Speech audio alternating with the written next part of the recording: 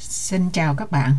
Hôm nay mình làm bánh bao xài cái thành phần nguyên liệu từ rau củ 100% theo lời yêu cầu của một người chị, và sẵn dịp mình thử cái công thức không có xài baking powder, chỉ xài yeast 100%, xem kết quả nó như thế nào. Công thức nhân thì mình sẽ làm 14 cái, còn công thức của bột mình chỉ làm có 7 cái, vì cái xửng của mình chỉ hấp được có 7 cái thôi. Mình sẽ làm 2 cái đợt vỏ riêng. Bây giờ mời các bạn theo dõi cái cách làm nhân. Nhân thì mình sẽ xài là 200g đậu hũ chiên. Mình chiên bằng cái nồi chiên không dầu. Chiên xong rồi thì mình sẽ sắc sợi, xong mình sắc lại thành ra những cái viên như hạt lựu vậy.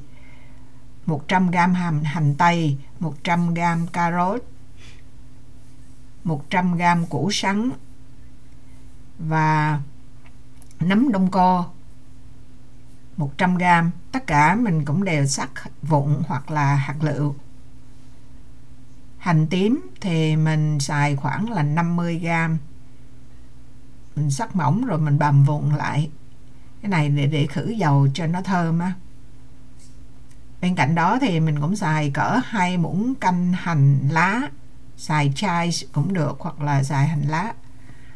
Mình cho vô cái chảo nóng là 2 muỗng canh dầu ô liu, cho nó nóng lên rồi mình bỏ hành tím vô mình phi cho thơm. Khi hành tím mà chuyển sang màu vàng thì mình bắt đầu mình bỏ từng thứ vô. Mình có thể bỏ cà rốt với lại củ sắn vô trước để cho nó màu chín hơn, nhưng mà mình lại thích bỏ nấm đông cô với lại tofu vô trước để cho mình nêm cho nó thấm trước. Tùy các bạn muốn bỏ như thế nào cũng được, cái này là không quan trọng. Đậu hũ với nấm đông cô là cái chất đạm ở trong này, còn các loại rau củ thì coi như là chất xơ. Nếu mà bạn có dầu hào chay thì các bạn nên dầu hào chay, còn mình không có thì mình nên bằng tương. Bạn có thể làm tương đậu nành hoặc là xài cái tương ăn phở cũng được. Bỏ nêm nếm mình khuấy vài cái xong rồi mình bỏ hành tây bỏ vô luôn.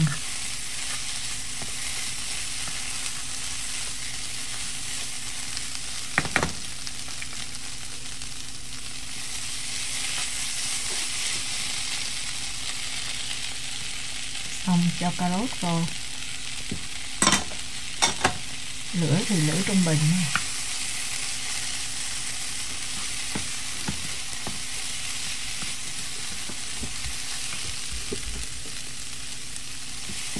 Tại vì mình không có nước ra, mình không có muốn chắc ra nước nhiều á. Ra nước nhiều thì mình phải bỏ bột thêm vô để cho nó phải quyện lại để mình bò viên được.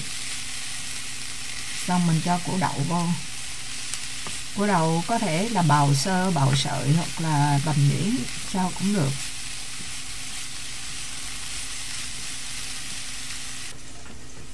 Rồi bây giờ thì mình cho vô muối. Mình sẽ dùng nửa muỗng cà phê. Rồi mình cho ớt bột vô, cũng nửa muỗng cà phê. Và cái này là chỉ là optional thôi, các bạn muốn thì cho không cũng được. Mình nêm thêm 2 muỗng canh dầu mè. Mà sao ở đây sao mình không thấy mình nêm lúc nào? Chắc lúc mà mình tắt video.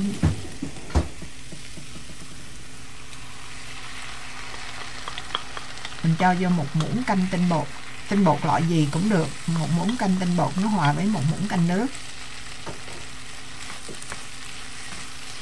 Tinh bột dây, tinh bột khoai, tinh bột năng hay là tinh bột mì, bất cứ cái gì cũng được, cho nó quyện lại thôi. Là lúc này thì các bạn muốn bỏ thêm bột ngọt, bột nêm, đường thì các bạn bỏ vô. Mình thì toàn rau củ không, mình không có cần bột ngọt nêm gì hết.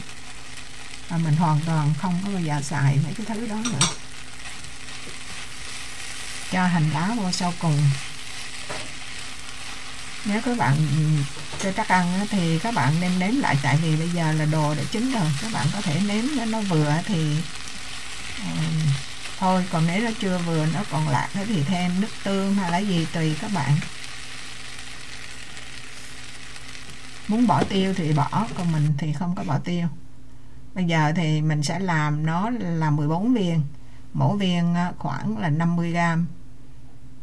Mình thấy người Hoa họ gói, họ không cần vào viên gì hết á, họ để đó cái họ múc vô mà gói đẹp lắm. Nhưng mà mình thì muốn chắc cho nó đều á, thì mình chia nó ra.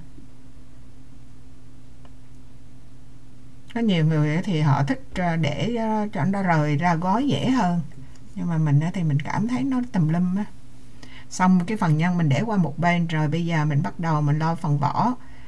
Mình cho vô là nửa muỗng cà phê mang nổi từ cái loại instant yeast á, rồi 120g nước ấm. Mình cho vô nửa muỗng cà phê đường.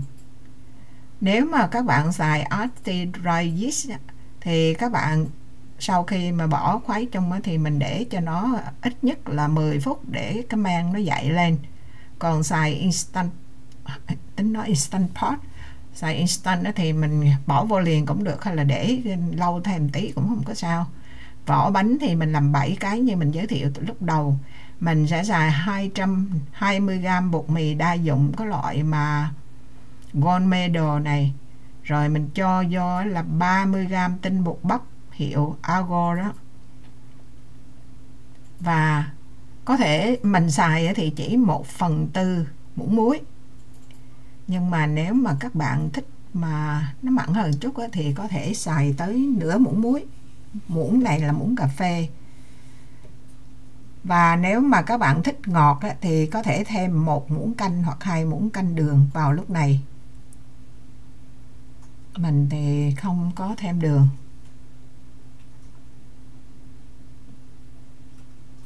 Bạn thấy vì mình không có xài mỡ hả, cũng không có xài sữa hả, không có xài mỡ sữa, không có xài lòng trắng trứng, cho nên nó cũng hơi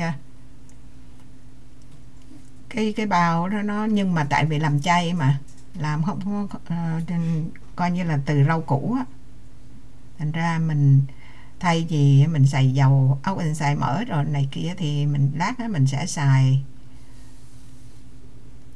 dầu dừa.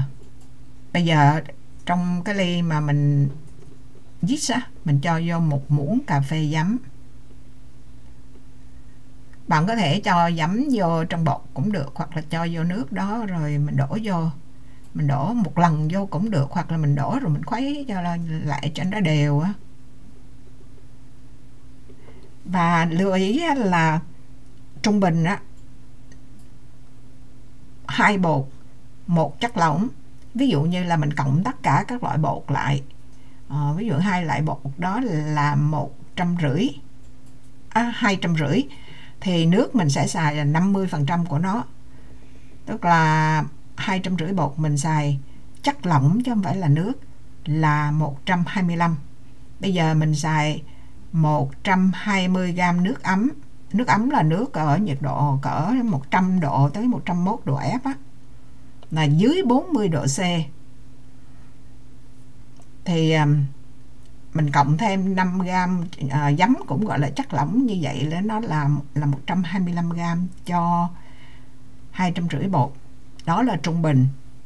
Bởi vì cái bánh bao này nếu mà bột nó nhão quá thì mình dễ làm, nhưng mà cái bánh nó sẽ bị chảy xệ, và mình bắt muối thì nó sẽ bị cái ly của nó, cái nếp của nó sẽ bị không có rõ ràng. Mà nếu khô thì nó không có được mịn, và nó không có được đẹp, và khó làm nữa. Bây giờ mình cho vô 1 muỗng cà phê dầu dừa, mà mình muỗng này hơi vung vung lên. Mình nhồi cho xong cái bột khô rồi mình hãy cho nó vô. Nó thật ra mình cho vô một lần cũng không có sao, nhưng mà mình muốn như vậy mình để cho mình coi cái bột nó như thế nào đã. Rồi bây giờ mình cho chất béo vô, coi như là mình ở trong bột này mình không có đạm ở trong đó, là gluten ở trong đó, là cũng chất đạm protein á, có đầy đủ trong cái vỏ bột này. Xong rồi á thì mình cho bột nghỉ cỡ 10 phút để cho nó thấm thấm, mình nhồi lại cho nó mịn hơn á. Và mình khi mà mình ủ bột á, lát cái này mình nói sau cũng được, mình cho nghỉ 10 phút là để cho nó ngấm nước thôi, nó ngấm chất lỏng vô trong cái bột á. Ở trên màn hình thì mình nhắc lại cái 2 bột 1 chất lỏng, nhưng mà không phải là luôn luôn như vậy, tùy cái loại bột nha. Các bạn cũng tùy cái môi trường, nó môi trường ẩm nhiều hay là thế nào đó, thành ra cái trung bình là vậy. Cũng một thứ bột, cũng một cái, nhưng mà có khi mình đổ nó, mình cân cũng có nhiều khi 1, 2, 3, 5 gram nó cũng dễ bị ấy đó. Mình lựa cái tô nhỏ nhỏ á, để mình để cục bột vô là nó được nửa tô, mình ép qua một bên nó được nửa tô, để mà khi mình ủ á, nó nở đầy lên là mình biết là nó gấp đôi, cho nó dễ thôi chứ không có cái gì. Nếu mà khi mà các bạn ủ bột á, bỏ vô cái nồi Instant Pot á, thì cỡ 30 phút, tối đa là 45 phút là nó nở gấp đôi cho các bạn. Mà nếu mình để nhiệt độ phòng á, thì có nhiều khi 1 tiếng, 2 tiếng nó mới nở gấp đôi.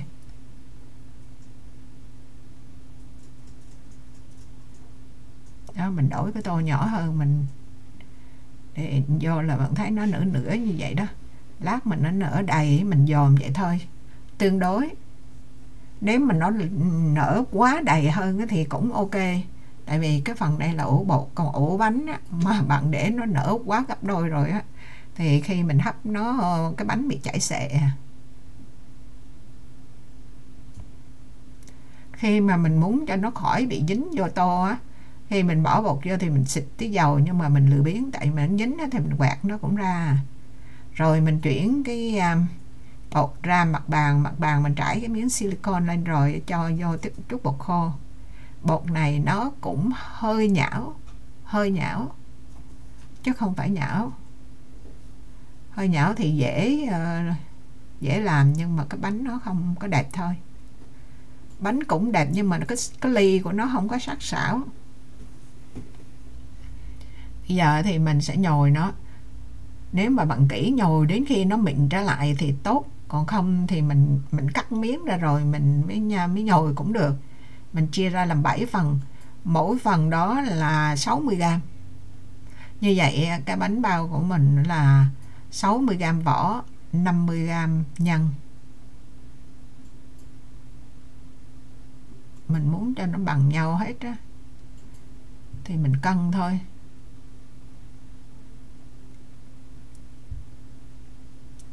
Lẽ ra chỗ này mình lượt đi, sao nó còn sót lại.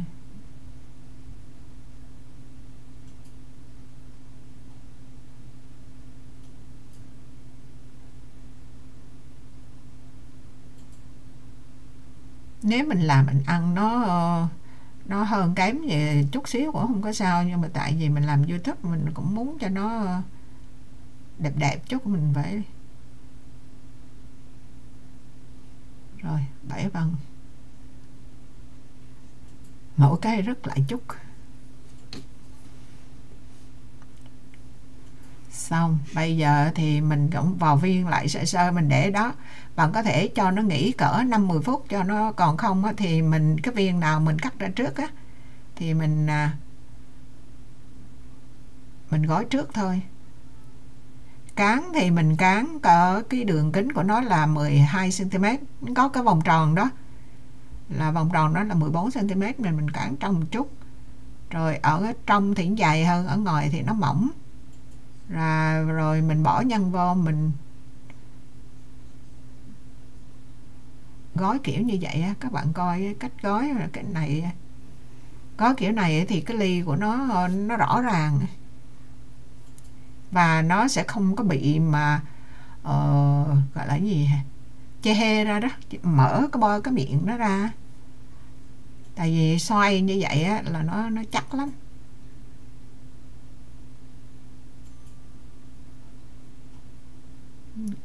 cán lúc đầu thì mình cán nhẹ nhẹ sơ đều ra chút xíu, rồi cái là mình bắt đầu đi nổi cái viền thôi. Và khi mà mình làm cái cục tròn tròn á, thì cái mí nó nằm ở phía dưới. Khi mình bẻ lại mình vò viên á, thì cái mí luôn luôn mình để xuống dưới, rồi mình để lên cái miếng silicon.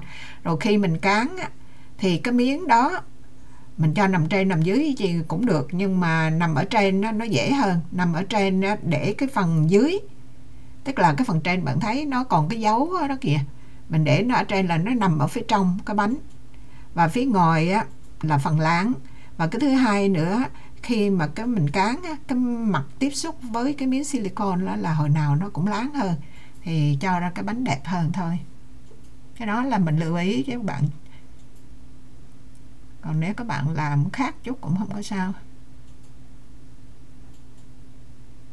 Đó là mấy kiểu đó là bảo đảm là không bao giờ mà. Rồi mình bóp nó lại luôn, khỏi cho cái rúng đó, bóp nhọn lại luôn.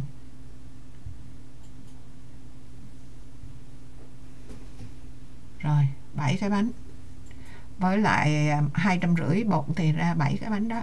Mình bỏ vô, mình lót cái giấy bao mình đó, thì mình bỏ vô ngay cái xửng mình ủ luôn. Nếu mà bạn muốn cho mau á thì mình có thể mình dặn lửa lên cỡ 3 phút, cái mình tắt liền là cái hơi nóng từ nước nó lên đó, thì các bạn chỉ cần ủ là 30 phút là mình bắt đầu nấu. Như các bạn nấu á, thì nấu từ nước nguội, nó trong cái thời gian mà từ nước nguội nó lên sôi á, thì cũng mất 10 phút. Thì cái thời gian đó là bánh mình tiếp tục nở. Đến khi mình nấu á, từ cái điểm sôi cho tới khi mình tắt lửa á, là 12 phút. Mình để nguyên trên bếp như vậy trong nồi 5 phút, rồi mình phải lấy bánh ra. Trong 12 phút đó thì 7 phút đầu á, yeast nó cũng chưa chết, bánh mình vẫn tiếp tục nở, giống như mình nướng bánh mì vậy thôi. Thì 5 phút sau thì mới là bánh nó chín lại, nó định hình lại. Mà nếu mà mình để mà nó nở quá đó, thì cái bánh của mình á, nó không còn cái độ vững nữa, thì nó sẽ xẹp xuống. Trên màn hình là cái bánh mà nó nở quá, bạn thấy cái ly á, nó canh bành ra, và cái vỏ của nó bạn thấy nó hột á. Đó là mình chia sẻ theo lời yêu cầu của chị Lam. Thì mình làm cái bánh bao nhân, cái này cũng không phải là nhân chay, tại mình có xài hành, xài đồ này kia. Thì cái coi nhân từ rau củ của mình tới đây là xong. Cảm ơn các bạn đã theo dõi. Hẹn gặp lại các bạn trong những video kế tiếp. Bye bye.